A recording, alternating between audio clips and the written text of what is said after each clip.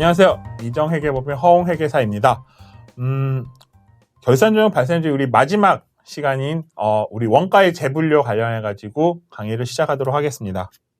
자, 사실 원가의 재분류 부분은 내용이 조금 어렵습니다. 왜냐면은 이 부분은 이제 좀 개념적으로 이제 한 단계 약간 이제 좀 진행이 돼야 되는 거, 단순하게 뭐 발생률 조정상 이걸 떠나 가지고 진짜 정보로서 어떤 역할을 해야 되는데, 이거는 단순하게 뭐 재분류가 이런 겁니다, 이걸 설명하기 앞서 가지고 도대체 원가라고 하는 게 뭐냐라고 하는 부분부터 사실은 같이 설명이 좀 이루어져야 됩니다.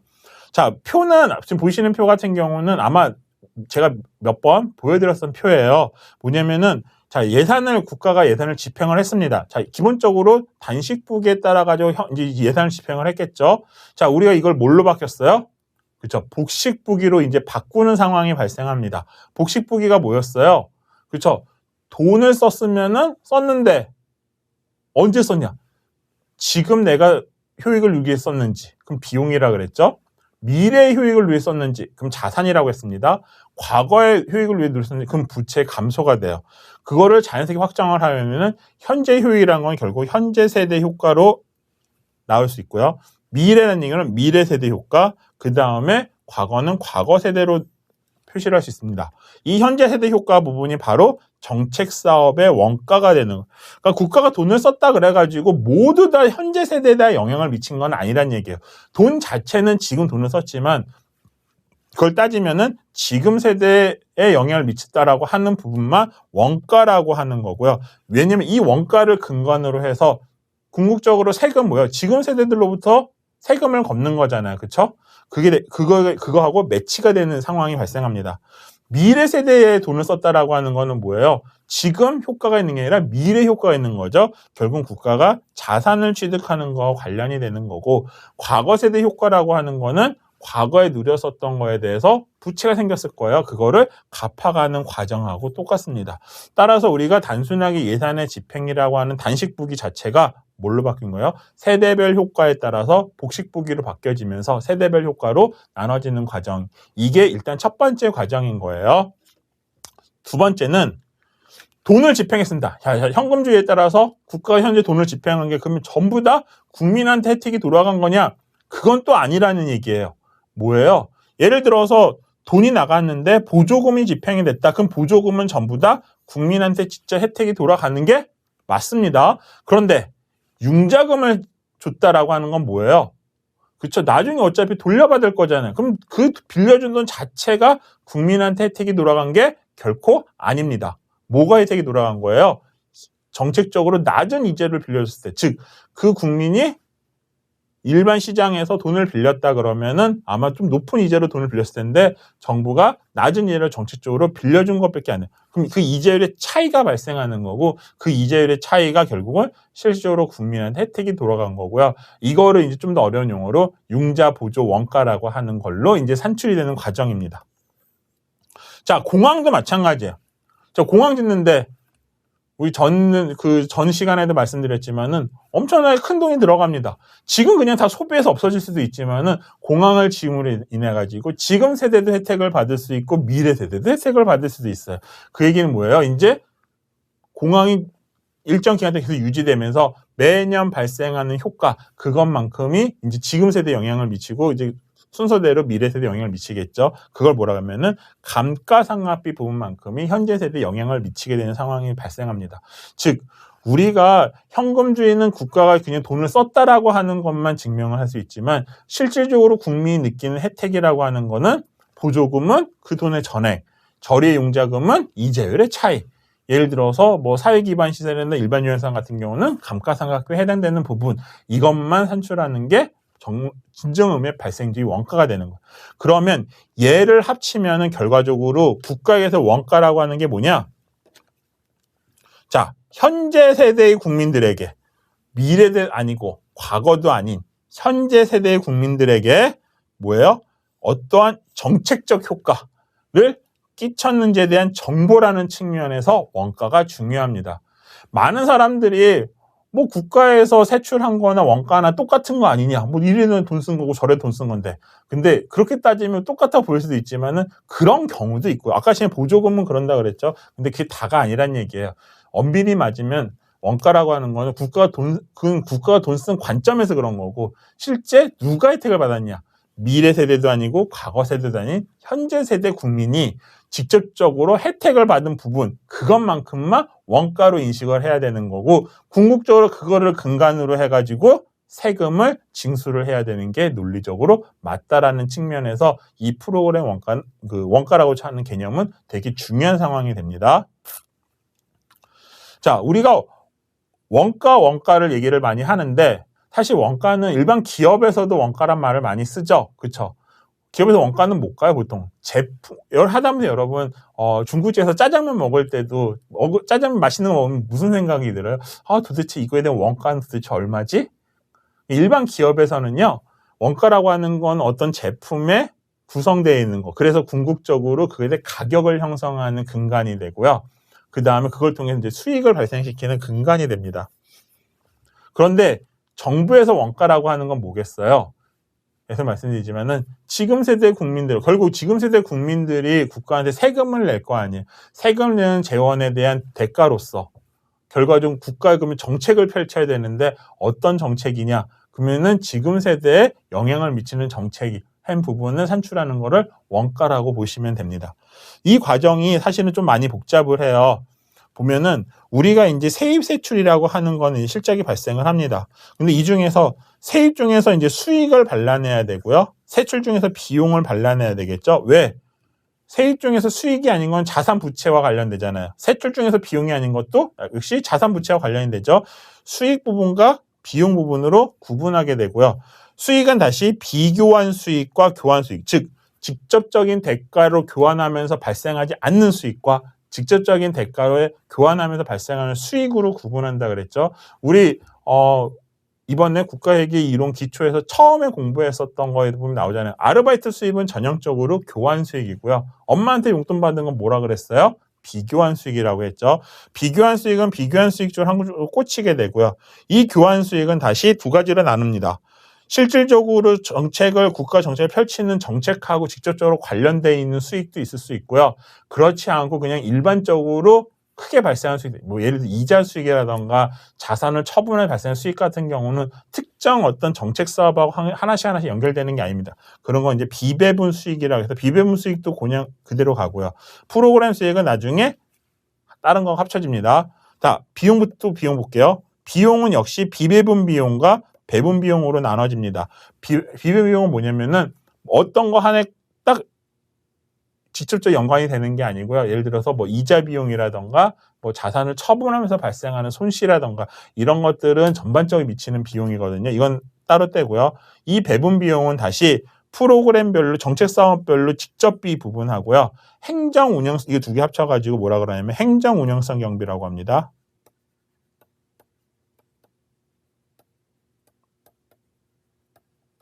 이 행정운영성 경비 두 가지 나눠지고 행정운영성 경비 중에 조직의 운영과 관련되는 거는 우리가 관리운영비라고 하고요. 그 다음에 여러 프로그램에 공통적으로 미치는 간접비 성격의 비용도 있을 수 있어요. 그건 간접비라고 하는데 이 간접비는 이 프로그램별 직접비하고 합쳐져 가지고 프로그램 총 원가라고 하는 거를 산출을 하고요. 이 프로그램 총 원가하고 프로그램 차감 수익을 차감해 가지고 우리 프로그램 순 원가라고 하는 거를 산출하게 됩니다. 자, 얼른 봐도 되게 복잡하죠? 왜냐면은 이 원가의 재배분이라는 게 이 앞쪽 부분, 수익 비용을 나누는 이 부분까지는 소위 말하는 성질별 분류의 체계를 갖습니다. 뒤쪽에 나와 있는 거는 정책 사업별로 구분하기 때문에 목적별 분류의 체계를 가져요.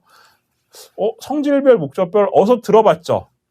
우리 이 과정에 처음에 뭘 공부했어요? 우리 용돈 예산서 작성할 때 뭐예요? 성질별로 작성하는 것과 목적별로 작성하는 거 여러분들한테 설명을 드렸습니다. 성질별로는 지출의 성격에 따라서 하는 거고요. 목적은 어떤 정책 사업 아니면 어떤 행위의 목적에 따라서 구분하는 건데 상대적으로 뭐가 어려웠어요? 목적별 분류가 어려웠습니다. 이거 봐도 알아요. 앞쪽에 그냥 여기서 딱 끝나버리면 성질 분류가 깔끔하게 끝나는데 이거를 다시 찍기 시작합니다. 정책 사업별로도 찍고 정책 사업에 공통적 영향을 미치는 거 아니면 어디 특정 정책 사업에 미치지 않고 그냥 일반적인 거 이런 걸 다 구분해 가지고 현재 우리나라 재정운용표는 어떤 목적에 따라서 하나하나 잡히도록 되어 있습니다. 자, 실제 사례 한번 보기 전에 실질적으로 이거를 다시 한번 정리를 한번 해보도록 하겠습니다. 프로그램 세출이라고 하는 것 자체는요, 나중에 프로의 원가가 돼야 되는데, 이 프로의 원가라고 하는 건 중간에 한 5가지 과정을 거쳐가지고 바뀌게 됩니다. 첫 번째는 뭐냐면은, 관련된 세출은 뭐예요? 자산도 될 수 있고, 부채도 될 수 있고, 비용도 다 될 수 있죠. 그쵸? 현재 효익을 누리기 위한 건 비용, 미래 효익을 누리기 위한 자산, 과거 누렸던 효익에 대해서는 부채. 여기서 어떤 것만 추출해요? 우리 비용 부분만 추출하는 이 과정을 우리 복식부기라고 말씀을 드렸고요. 이 비용이라고 하는 거는 정책 사업하고 직접적으로 관련되는 부분, 그 다음에 행정운영성 경비, 행정성 경비는 간접적인 미치는 영향과 관련 요인도 나눠진다 그랬죠. 그 다음에 어디에도 영향을 미치지 않는 비배분 비용으로 3가지로 나눠지고요.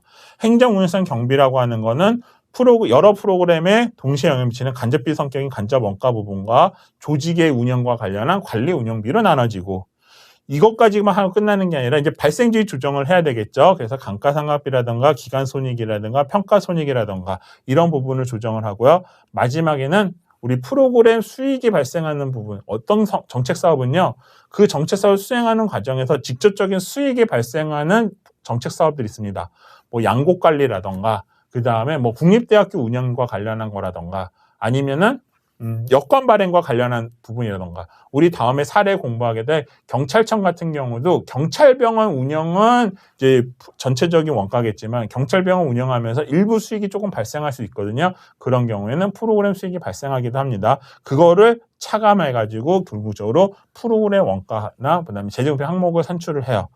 정리를 하면은 단식부기라고 하는 거는 우리가 지출의 세대별로 구분이 없다 그랬죠. 얘를 복식부기로 바꾸는 순간 지출 효과를 세대별로 구분하기 시작합니다. 그 다음에 현금주의라고 하는 거는 정부나 국가의 관점에서 예산 집행의 기준이 되는 거죠. 그런데 발생주의라고 하는 건 뭐예요? 정부 관점에서가 아니라 국민 관점에서 실질적 정책의 효과를 산출하는 과정이라고 보시면 될 것 같아요. 그 다음에 정책 수행을 위한 실질적 재원의 산출이 되지 않는 게 이제 프로그램 세출인데, 그게 아니라 실질적으로 정책과 관련해서 수익이 일부 발생한 거 있으면은 그것만큼 이 정책 활동에 투입되는 세금을 줄이는 효과를 가지고 있거든요. 그래서 조세 및 비교한 수익으로 부담해야 될 규모도 산출하는 효과를 가지게 됩니다. 그래서 나오는 게 실질적으로 재정운용표 사례예요. 이거 어딜 것 같아요? 보니까는 뭐 범죄 교통 이런 거다니까 경찰청 거죠. 경찰청이 보니까요, 프로그램이 크게 한 5, 보니까 1번하고 9번은 뭐 거의 비슷한 것 같으니까 한 8가지가 있는 것 같습니다. 자, 한번 볼게요. 범죄 예방 이런 게 있고요. 범죄 수사 활동도 있고요. 교통 안전 소통 확보라는 정책 활동도 하고, 사회 질서 유지, 국가 안보 확보, 전문 경찰 양성, 치안 인프라 구축, 경찰병 운영 이런 걸로 이제 현재 구성되어 있습니다. 자, 총 원가는 뭐죠? 총 원가는 현재 세대에 직접 영향을 미친 거예요. 자, 제가 이제 비교를 한번 해봤습니다. 이 뒷부분이 재정운용표고요. 앞부분은 소위 말하는 세출 결산서에 있는 내용이에요. 세출 결산서는 이 지출액인데 여기에는 뭐야? 실질적으로 돈이 들어간 건데 이 금액하고 총 원가하고는 차이가 나겠죠? 왜 차이가 나요? 첫 번째는 뭐가 차이가 나요? 단식부기냐, 복식부기냐의 차이가 있겠죠. 왜냐? 세출액은 뭐예요? 돈 집행된 것만 나오겠지만은 돈 집행된 건 모두 잡히겠죠. 근데 그 중에서 원가라고 한 거는 현재 세대에 미친 영향만 나오게 되면 자산부채 부분에 관련해서 다 빠지게 되죠. 그다음 또 뭐가 들어가 있어요? 그쵸? 발생주의 효과 부분도 이 안에 들어가 있는 상황이 발생합니다. 뭐 기타 다른 거 이제 우리 뭐 행정운송 경비, 비비비 이런 효과도 들어가겠지만 기본적으로 복식부기하고 발생주의하고 큰 차이가 발생을 해요. 자, 이거를 딱 보니까 뭐예요? 경찰청. 경찰청의 범죄 예방 활동에 이만큼 제일 정책을 집중적으로 하는 데가 어딜까요? 보니까는 금액이 제일 큰 데겠죠? 보니까 치안인프라 구축이네요. 치안인프라 구축에 3,428억을 이렇게 쓰고 있는 그런 상황입니다. 그 다음에는 우리 교통안전망 확보에 그만큼 또 돈을 2,700억 정도 두 번째로 많이 쓰죠. 그 다음에 사회질서 유지 이런 식으로 내려갑니다. 실질적으로 세출만 놓고 보면은 똑같죠? 뭐 비슷합니다. 순서는 치안인프라 구축, 교통안전망 소통 확보, 사회질서 유지 나머지도 비슷하게 가요. 다만 금액은 틀립니다. 뭐 때문에 틀린다고요? 단식부기냐 복식부기냐의 차이, 현금주의냐 발생주의의 차이로 인해서 발생을 하죠. 그러면 여기서 발생한 총원가라는 건 뭘까요? 실제 이 정책을 하는 데 있어가지고 이만큼 자원이 투입되고 돈이 투입이 돼야 되는 겁니다. 그렇죠? 그래서 여기에 근간으로 한 거는 다 뭘로 근간하는 거예요? 이제 이만큼 조세를 확보를 해야 되는구나 라고 하는 것하고 연결이 됩니다.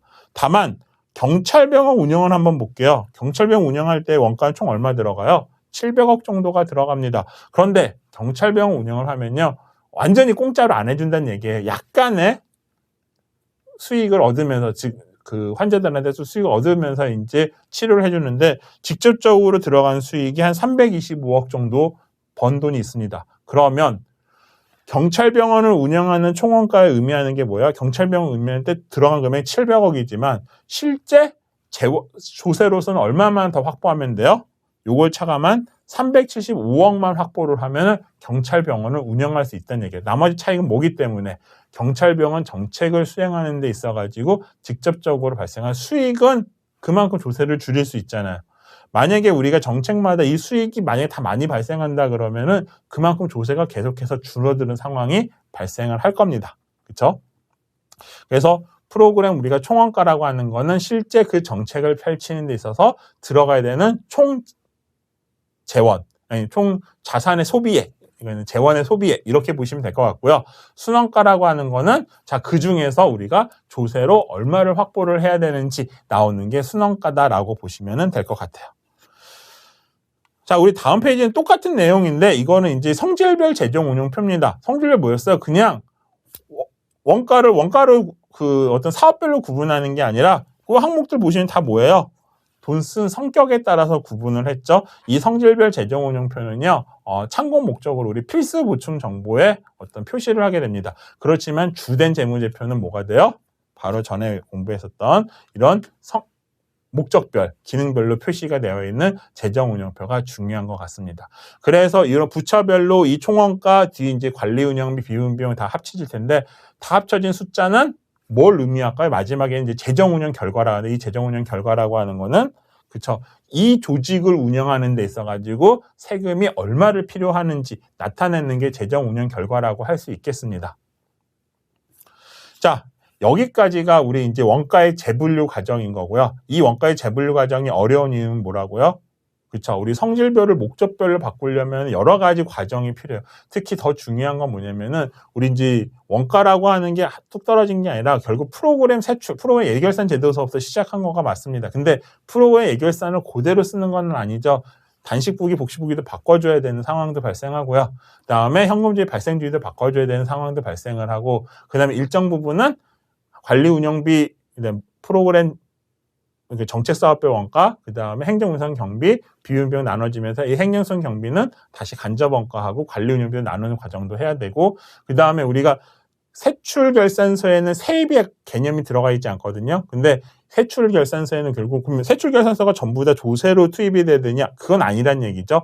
혹시라도 직접적으로 발생하는 거는 그만큼 조세가 덜 들어가도 되는 부분이니까 그 부분은 이제 프로그램 수익이라고 해서까지 고려를 해야지만 실제 이 순원가가 산출이 되는 거고, 순원가만큼 지금 세대가 세금으로서 이제 메꿔내야 되는 그런 부분으로 우리가 정보를 산출한다고 볼 수 있겠습니다. 자, 우리 여기까지 해가지고 기본적인 여러분들한테 발생주의, 그다음에 이 발생주의를 조정하기 위해서는 결산 조정이라는 거 과정을 거치거든요. 이거를 통해 가지고 우리가 결과적으로 결산 조정과 발생주의에 대한 부분을 공부했습니다. 그래서 전체적으로 보면은 우리가 이제 복식부기 개념이 있고 발생주의 개념이 있어요. 그걸 두 개를 다 우리가 복식부기 발생주의라는 용어를 많이 쓰게 되는데 그렇게 되면 내용이 너무 어려워지고요. 그래서 제가 차근차근 우리 이제 세입세출부터 시작해서 세입세출이 어떻게 복식부기로 바뀌었고 여기까지 바뀐 거가 끝이 아니라 이제 우리가 이제 발생주의로 바뀌어가면서 진짜 재무제표가 가지고 있는 복실 발생이 가지고 있는 의미가 뭔지, 거기서 발생한 원가의 의미가 뭐고, 자산은 왜 평가를 해야 되고, 부채는 왜 평가해야 되고, 그 자산 부채는 어떻게 해서 구분돼서 나와 있는지에 대해서 여러분들과 기초적인 거를 공부를 했습니다. 우리 이제 다음 시간에는 기본적으로 국가회계의 기본적인 특성, 일반 기업하고 비교했을 때 어떤 특성을 갖고 있는지, 그 다음에 그와 관련해서 우리 기본적인 법령, 제도적인 의미가 도대체 뭔지에 대해서 여러분들하고 한번 같이 공부를 한번 해보도록 하겠습니다.